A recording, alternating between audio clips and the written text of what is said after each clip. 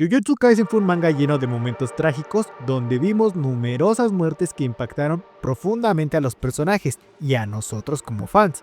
Así que en este video repasaremos cada una de las muertes que ocurrieron a lo largo del manga para que puedas recordarlas. Este es un desafío complicado debido a que la historia incluye tantas muertes que resulta difícil distinguir cuáles son las más relevantes y cuáles no. Así que para hacer esto más interesante, hemos decidido mencionarlas siguiendo el orden en que ocurrieron dentro de la trama. Por lo tanto, comenzaremos nuestra lista con Wasuke Itadori. La primera muerte que debemos mencionar es la del abuelo de Yuji. Aunque su aparición en pantalla dura apenas unos segundos, su partida tiene un peso emocional y narrativo crucial. En su lecho de muerte le dejó a Yuji un mensaje que marcaría el camino de su vida: usar su fuerza para ayudar a los demás. Este consejo fue el detonante principal que convirtió a Yuji en el héroe de esta historia. Acerca de su fallecimiento sabemos que fue el resultado de una enfermedad propia de su vejez, pero el impacto de sus palabras resonaría mucho más allá de su vida. Pasando a otros personajes, tenemos muertes menos significativas pero que igualmente vimos en la trama. Por eso hablaremos de los tres estudiantes que solían acusar a Junpei Yoshino: Sayama, Hana y Nishimura. Estas personas fueron asesinadas brutalmente por Mahito después de molestarlo durante una proyección de cine, un evento que conectó a Junpei, un estudiante desesperado, con la maldición que lo llevaría a su ruina. Ya que mencionamos a Junpei, debemos hablar de una de las muertes más desgarradoras de la serie, la de su madre, Nagi Yoshino. Su fallecimiento es trágico no solo por su impacto, sino porque ella no tenía ninguna conexión con el mundo del Jujutsu.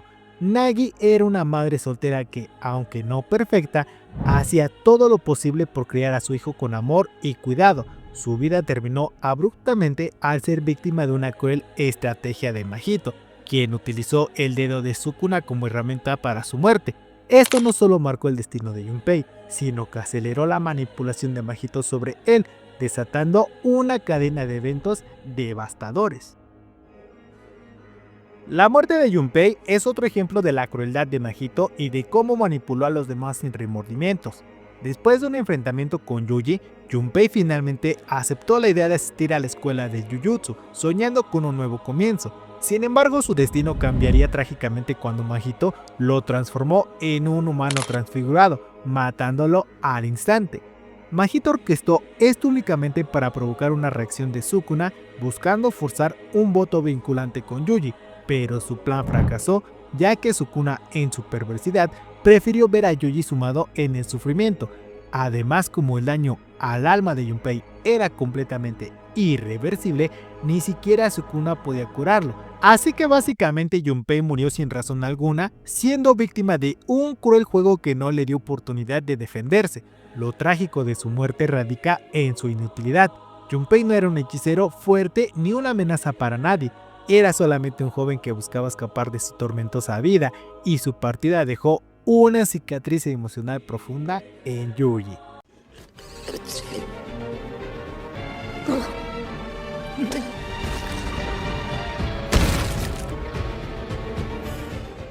Tras la muerte de Junpei no vemos más tragedias importantes hasta el final de la primera temporada, cuando tienen lugar las muertes de Eso y Kechisu, los úteros malditos creación de Kenjaku. Estos hermanos intentaron recuperar uno de los dedos de Sukuna, pero fueron derrotados por Yuji y Nobara en un enfrentamiento realmente intenso. Aunque no eran personajes cruciales para la trama, el momento en el que Eso llora por su hermano tras su derrota tuvo un impacto significativo en Yuji, haciéndole cuestionarse la naturaleza de las maldiciones y los lazos familiares. De aquí pasamos a los eventos de Jujutsu Kaisen 0, donde se presenta una de las tragedias más importantes: la muerte de Rika Orimoto. Rika fue atropellada por un automóvil, pero las circunstancias exactas de su fallecimiento siguen siendo un misterio. No sabemos si fue víctima de un conductor ebrio o si simplemente ocurrió un accidente desafortunado. Lo que sí sabemos es que su muerte la transformó en un espíritu maldito vengativo conocido como la Reina de las Maldiciones, una de las más poderosas vistas en toda la serie. El surgimiento de la Reina de las Maldiciones dejó una ola de destrucción y varias muertes a su paso, pero la más significativa fue la de Suguru Geto. Aunque Rika no fue quien acabó directamente con Geto, sí lo hirió de gravedad durante su enfrentamiento, destruyéndole un brazo y obligándolo a retirarse de la batalla. Sin embargo, su destino estaba sellado. Tras su derrota, Geto se cruza con Satoru Gojo en un momento cargado de emociones. Durante una breve pero reveladora conversación, ambos reflexionan sobre sus decisiones y su relación a lo largo de los años. Finalmente, Gojo tomó la decisión de acabar con la vida de Geto, poniendo fin a una disputa que había durado una década. Por lo menos insúltame y maldíceme antes de que muera. En Jujutsu Kaisen 0 también ocurre otra muerte que considero realmente significativa, y esta fue la de Yuha Ibara, cuando se encontraba haciendo una misión junto a Kento Nanami. Este personaje era un chico súper alegre y alguien bastante carismático. Sin embargo, su muerte solamente motivó a Nanami sobre su destino en el mundo de la hechicería, y al mismo tiempo impulsó la crisis emocional que Suguru Geto vivía en esos momentos. Otra muerte menos importante fue la del antiguo líder de la secta de Plasma Estelar, quien tras dejar de contribuir al culto de Suguru Geto, se convirtió en un ejemplo de su brutalidad. Geto simplemente dejó caer una maldición sobre él, reforzando el control que ejercía sobre los seguidores de su causa. Pasando al arco del inventario oculto, aquí encontramos dos muertes mucho más importantes que marcan un cambio trascendental en la serie. La primera es la de Riko Amanai, quien pierde la vida a manos de Toji Fushiguro. Como parte de su contrato con el grupo estelar, Toji asesina a Riko para evitar que complete su fusión con Tengen, lo que habría permitido que el sabio inmortal evitara su evolución. Esta muerte no solo representó una tragedia para el equipo de Gojo y de Geto, sino que también sirvió como catalizador para un cambio profundo en su perspectiva sobre el Jujutsu y la responsabilidad. Para Gojo, la pérdida de Riko lo impulsó a perfeccionar su técnica y volverse prácticamente invencible, mientras que Geto empezó a cuestionarse la ética de proteger a los no hechiceros, lo que más tarde lo llevaría por un camino realmente oscuro.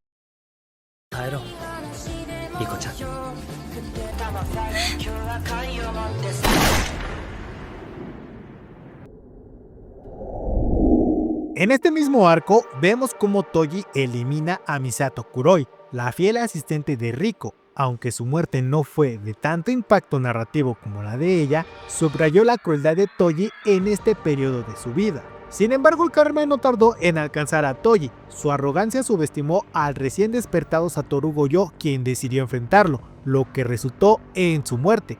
A pesar de que Toji reconoció su error, su ego y su deseo de derrotar al hechicero más fuerte de la era moderna, lo llevó a un enfrentamiento del que no logró salir victorioso.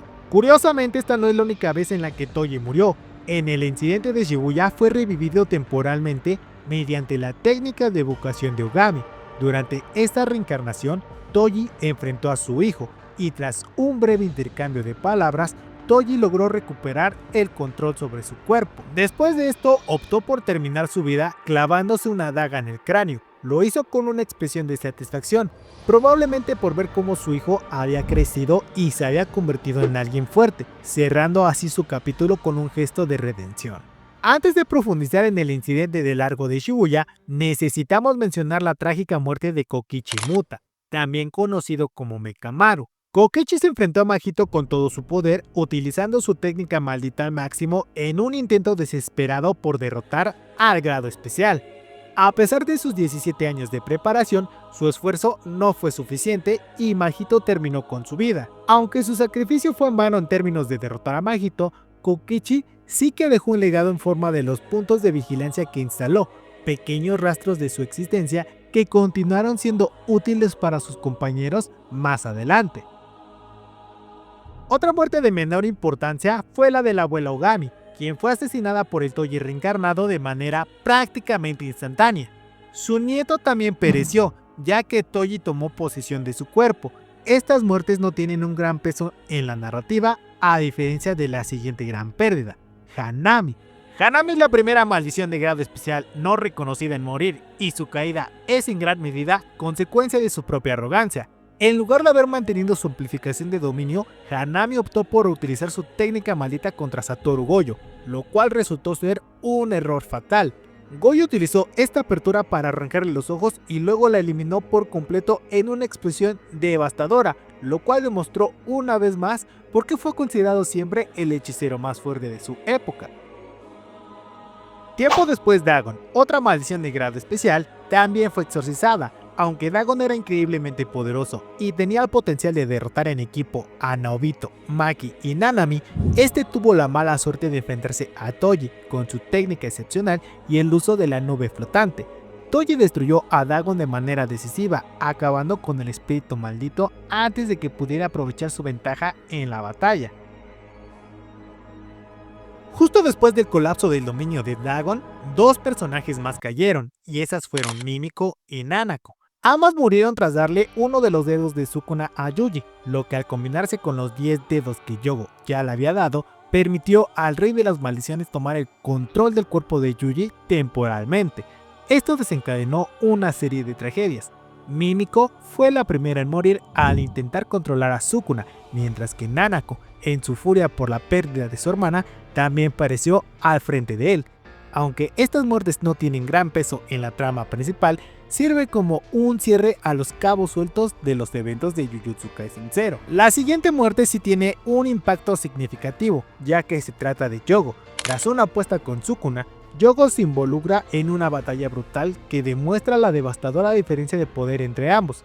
A pesar de su valentía y de demostrar un nivel impresionante de fuerza, Yogo no logró siquiera tocar a Sukuna. Sus últimos momentos estuvieron llenos de melancolía, recordando a sus compañeros caídos y aceptando la cruel realidad de las maldiciones que ahora deben depositar su fe en Mahito, el último de su grupo.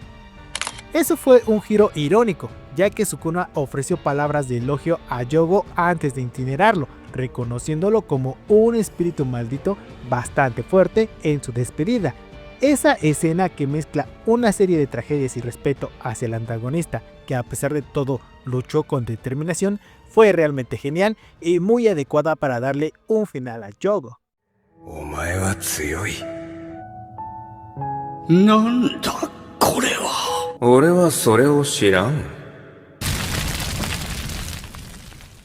La última muerte que causa Sukuna en este punto es la de Shigemo Haruta, quien técnicamente había sido dejado con vida para que la batalla contra Majoraga pudiera continuar. Sin embargo, los daños sufridos por el santuario malévolo resultaron ser demasiado para Haruta, quien finalmente sucumbió.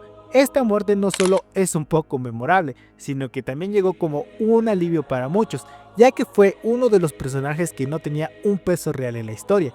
Desafortunadamente, no podemos decir lo mismo para el próximo personaje. Después de sufrir daños críticos durante su pelea con Dagon y haber sido quemado vivo por Yogo, Nanami se encontraba en un estado lamentable. Sin embargo, su destino se selló cuando cruzó caminos con Mahito. Aunque estos dos personajes ya tenían historia, estaba claro que Nanami no estaba en condiciones de luchar, pero en lugar de resistirse, aceptó su destino con una calma desgarradora, imaginando un futuro donde podría tomar unas vacaciones, dejando el destino del mundo del Jujutsu en manos de Yuji Tadori. El joven llegó justo a tiempo solo para presenciar la muerte de uno de sus mejores mentores.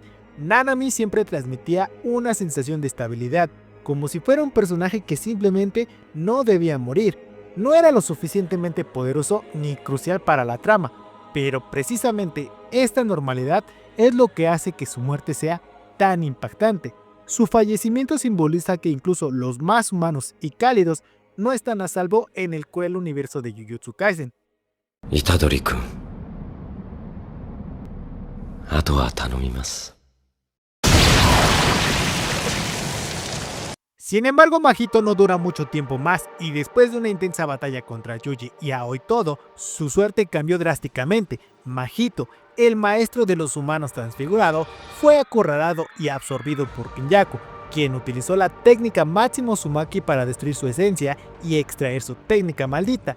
Este movimiento no solo puso fin a Mahito, sino que también le dio a Kenyaku la herramienta clave para iniciar los Juegos del Sacrificio.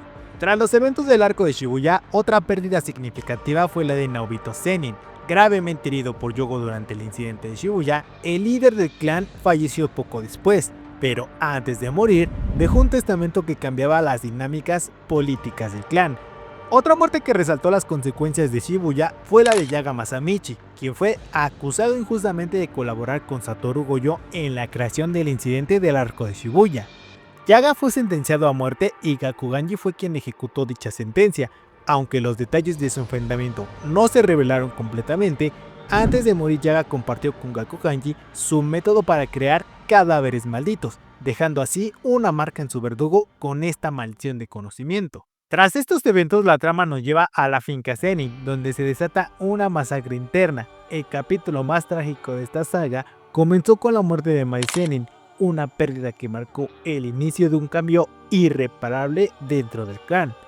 Mai junto a su hermana Maki intentó enfrentarse a su padre, Ogi Zenin. Sin embargo, ambas fueron derrotadas y arrojadas a una sala de entrenamiento incendiada, donde Ogi planeaba matarlas. En ese lugar, Mai y Maki tuvieron una conversación crucial en la cual descubrieron una verdad completamente desgarradora. Mientras Mai sigue existiendo, Maki nunca alcanzará su máximo potencial debido a las limitaciones de su vínculo como gemelas. Por esta razón, Mai decidió sacrificarse por su hermana, transfiriéndole toda su energía y dejando como último deseo que Maki destruyera todo.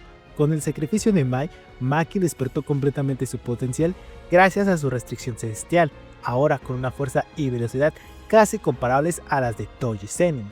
Maki comenzó su venganza eliminando primero a su propio padre con un solo golpe de espada. Ogi, quien había mostrado su desprecio hacia Maki toda su vida, no tuvo oportunidad contra la nueva versión de su hija. Esta muerte marcó el inicio de la gran masacre. Maki comenzó enfrentándose a varios miembros de la unidad Kukuro, lo que hizo que las alarmas sonaran y los altos mandos del clan intervinieran. Los primeros en caer fueron Chojuro y Naoki, quienes intentaron utilizar una táctica de combate conjunto, pero Maki lo superó fácilmente y les cortó la garganta. Aunque sus muertes no se mostraron explícitamente, es bastante claro que no sobrevivieron al enfrentamiento. Luego aparecieron Jinichi y Ranta, dos líderes importantes del clan. Su estrategia consistió en inmovilizar a Maki utilizando la técnica de Ranta, mientras Jinichi lanzaba un ataque devastador con su técnica de construcción de proporciones. Sin embargo, esta táctica tampoco fue suficiente, ya que Maki logró decapitar a Jinichi sin sufrir daños significativos. Por otro lado, Ranta parece que murió debido a los efectos secundarios de forzar su técnica más allá de su límite. Finalmente llegó el turno de Naoya Zenin, quien confrontó a Maki lleno de ira y desprecio. Aunque su técnica fue impresionante, Maki logró descifrarla rápidamente y lo derrotó en combate. Sin embargo, ella no lo mata directamente, en cambio fue la madre de Maki y Mai quien lo apuñaló mortalmente, tomando venganza por el desprecio y abuso que Naoya mostró hacia sus hijas. No obstante, esta victoria tiene un costo, ya que la madre de Maki también pierde la vida tras acabar con este mismo. La historia de Naoya no termina aquí. Debido a las circunstancias de su muerte, este se reencarna como un espíritu maldito. En esta nueva forma, su velocidad y poder aumentan significativamente, pero el resultado de su revancha contra Maki no es diferente. En un acto de estrategia impecable, Maki se aprovecha de que Naoya no puede detectarla debido a su naturaleza física similar a la de Toji, y lo asesina con una puñalada, acabando definitivamente con el hechicero más arrogante y sexista del clan. Con la masacre del clan Zenin completada, Maki no solo se convierte en uno de los personajes más poderosos de la serie, sino que también redefine el destino del clan, al destruir por completo su sistema jerárquico y tóxico. A partir de este punto, la historia avanza hacia los Juegos del Sacrificio, donde el conflicto alcanza nuevas alturas y vemos más y más caídas de grandes hechiceros. Todo comienza con Registar, quien tiene una intensa batalla con Megumi. Aunque inicialmente parece llevar la ventaja, subestimó al joven hechicero, lo que llevó a su derrota. En sus momentos finales, Regi deseó que el destino jugara en contra de Megumi, terminando como un tonto, cuya confianza lo llevó a la muerte.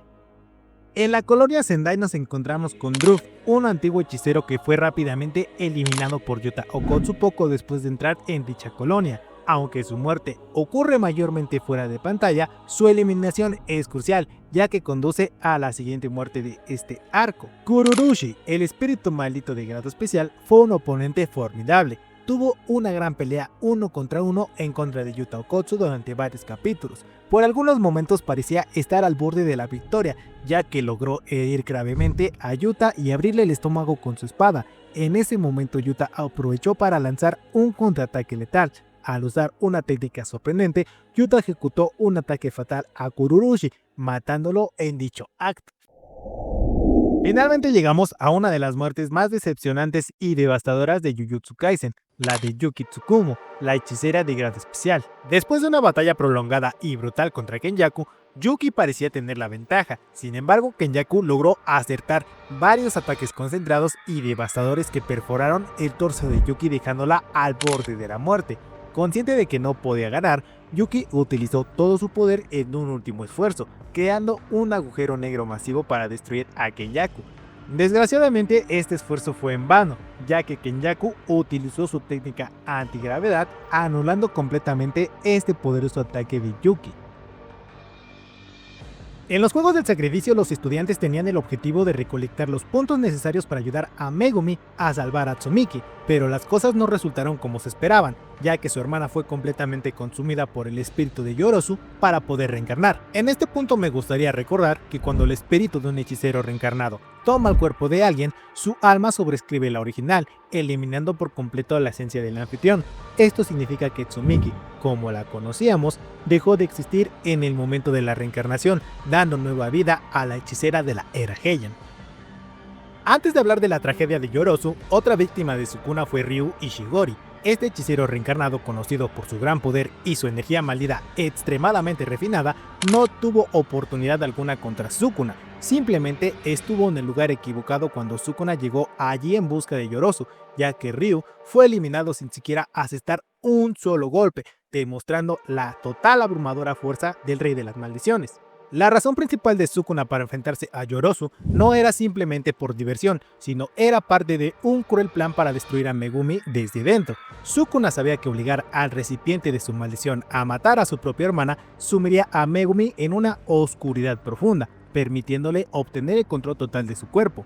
Yorozu luchó valientemente, pero Sukuna prevaleció. En sus momentos finales, Yorozu utilizó todo su poder para poder crear a Kamutoke, un arma única, y trató de enseñarle a Sukuna sobre el amor, un tema recurrente en su personaje. Sin embargo, este intento fue completamente en vano, y Yorozu murió dejando a Sukuna con un control aún más fuerte sobre el cuerpo de Mego.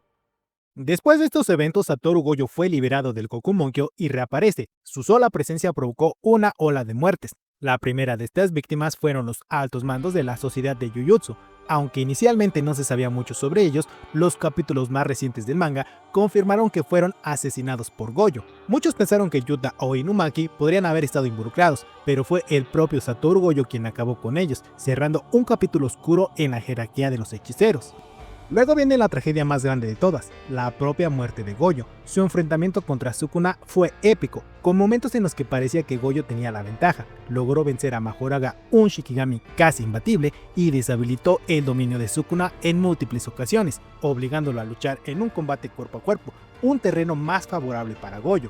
Sin embargo, Sukuna demostró ser mucho mejor. Mahoraga logró ajustar su técnica para contrarrestar el vacío infinito, utilizando la técnica base de corte de Sukuna como modelo. Esto permitió que Sukuna atravesara la defensa absoluta de Gojo y lo cortara literalmente en dos, algo que hasta el día de hoy muchos no logramos superar. Yori Hasenouki era un hechicero reencarnado de alto nivel que fue asesinado por Kenjaku en el capítulo 239 de Jujutsu Kaisen. Hasenouki poseía una técnica maldita que le permitía detonar partes de su propio cuerpo como si fueran explosivos. Este poder lo convertía en un oponente formidable en el combate. Durante su enfrentamiento, Hasenouki fue muy superior a su rival, y cuando se dio cuenta de esto, intentó escapar arrojando un diente explosivo hacia Kenjaku, pero este lo mató brutalmente antes de que lograra huir. En los momentos finales del manga, Kenjaku cayó en una sorprendente y rápida emboscada planeada por Yuta Okkotsu y Aoi Todo. Aunque la escena de su muerte puede parecer simple en primera instancia, estuvo cargada de pequeños detalles que cambian la perspectiva de lo ocurrido, así que vamos a desglosarlo. Primero vimos a Yuta posicionándose detrás de Kenjaku con la intención de atacarlo. Kenjaku, fiel a su habilidad estratégica y reflejos, detectó el movimiento e intentó contraatacar rápidamente con su técnica de antigravedad. Sin embargo, Yuta vuelve a aparecer detrás de él en un instante, logrando cortar su cabeza antes de que Kenjaku pudiera reaccionar por completo. Este momento contiene un detalle sutil que puede pasar por desapercibido. Justo cuando Yuta reaparece detrás de Kenjaku, pudimos observar una pequeña onomatopeya específica en el panel. Curiosamente, esta es la misma que se utiliza cuando Aoi Todo activa su técnica Boogie Boogie. Esto sugiere que lo que parecía ser una increíble velocidad por parte de Yuta en realidad fue el resultado de la intervención de Aoi Todo, quien utilizó su técnica de intercambio para desorientar a Kenyaku y darle a Yuta la oportunidad perfecta para atacar.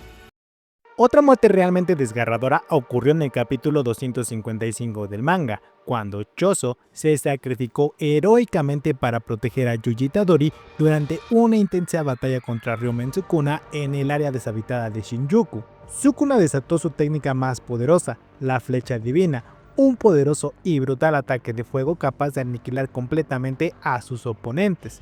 Choso, reconociendo el peligro inminente para Itadori, utilizó su propia técnica de manipulación de sangre para así crear una barrera protectora absorbiendo el impacto completo del ataque destinado a Yuji.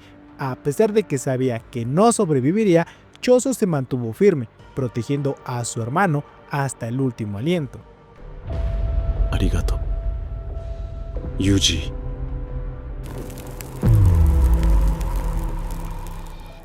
Llegando ya casi al final de este video, tenemos la derrota del poderoso Ryomen Sukuna, quien después de una larga serie de enfrentamientos y batallas épicas, fue derrotado por Yuji Itadori con ayuda de Nobara Kubisaki en ese momento.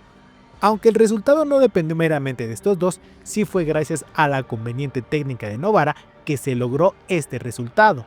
El punto culminante llegó cuando Nobara consiguió inmovilizar a Sukuna con la técnica de resonancia, creando la apertura perfecta para que Yuji lo atacara directamente. Yuji canalizó todo su potencial manifestando una fuerza física y espiritual descomunal en un solo golpe. En ese instante final, Yuji no solo destruyó físicamente a Sukuna con su destello negro, sino que también eliminó su esencia maldita, asegurando que dejara el cuerpo de Megumi Fushiguro completamente. Algo bastante curioso de todo esto es que Sukuna fue derrotado de una manera humillante por la persona que más despreció y subestimó todo este tiempo, algo que influyó en su filosofía de vida e hizo que cambiara de perspectiva al experimentar la muerte. Después de este suceso tan fuerte, la caída del rey pareciera provocar automáticamente que Uraume también dejara este mundo, siendo la última de las menciones de este video. Cuando Sukuna encontró la derrota a manos de Yuji, Uraume desapareció de forma enigmática. Así de la nada, y en plena batalla contra Hakari, su cuerpo se deshizo en polvo. Una teoría señala que Uraume tenía un voto vinculante con Sukuna y su existencia estaba directamente ligada a la del rey. Entonces, cuando este fue derrotado, el propósito de Uraume se había cumplido, terminando este posible contrato anteriormente acordado. Lo cual sugiere que Uraume eligió desaparecer al mismo tiempo que su maestro para demostrar su devoción absoluta. Con esto llegamos al final de este video. Como pequeño paréntesis, me gustaría mencionar que existen algunas otras muertes colectivas que pudieron haber sido mencionadas, tales como las personas de la aldea de Mimiko y Nanako, las cuales cayeron por culpa de Geto, o tal vez los civiles del arco de Shibuya, pero no fueron algo que se me hiciera interesante, así que no olvides comentar, darle like y suscribirte. Nos vemos hasta la próxima.